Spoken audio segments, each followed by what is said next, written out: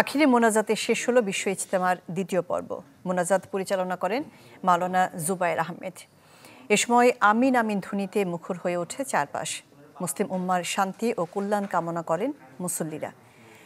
14 ফেব্রুয়ারি থেকে শুরু হবে সাতপন্থীদের ইজতেমা।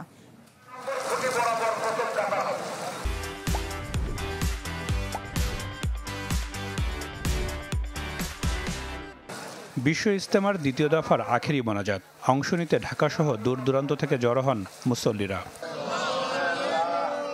দুপুর 12টার পর শুরু হয় মোনাজাত, যা পরিচালনা করেন মাওলানা জুবায়ের আহমেদ। এ সময় আমিন আমিন ধ্বনিতে মুখরিত হয় পুরো ময়দান।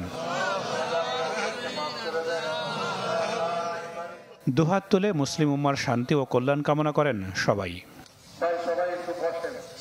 সকল মুসলমানদেরকে হেদায়েত দান করুক, আল্লাহ যেন আমাদের মুনাজাত কবুল করে।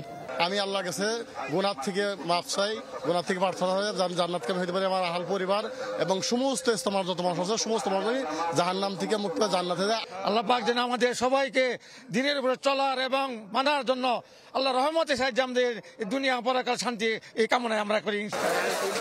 মোনাজাত শেষে ছুটে চলেন যে যার গন্তব্যে। কিছুটা ভিড় দেখা যায় সব পথেই। যানবাহন না পেয়ে হেঁটেও রওনা দেন অনেকে। এলাকায় যে আমরা দিনের কাজই করবো, যাতে সাধারণ মানুষ দিন কিভাবে শিখতে পারে, দিন শিখে এরকম 5 ওয়াক্ত নামাজ পড়তে পারে। আমাদের জীবনে অনেক ভুল ভ্রান্তি ছিল, যেগুলো আমাদের এখানে ধরাই দিচ্ছে। তো আমরা এখান থেকে সেই কথাগুলো নিয়ে এলাকায় যে আমল করার চেষ্টা করবো ইনশাল্লাহ। আগের মতো নিরাপত্তা জোরদারের কথা জানিয়ে গাজীপুর মেট্রোপলিটন পুলিশ কমিশনার বলেন, মুসল্লিদের বাড়ি ফেরা নির্বিঘ্নে আলাদা জায়গায় পার্কিংয়ের ব্যবস্থা রাখা হয়।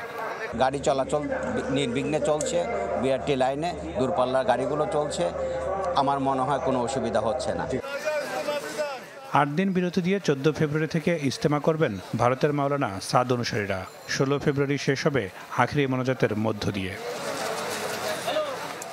Desk report, channel 24।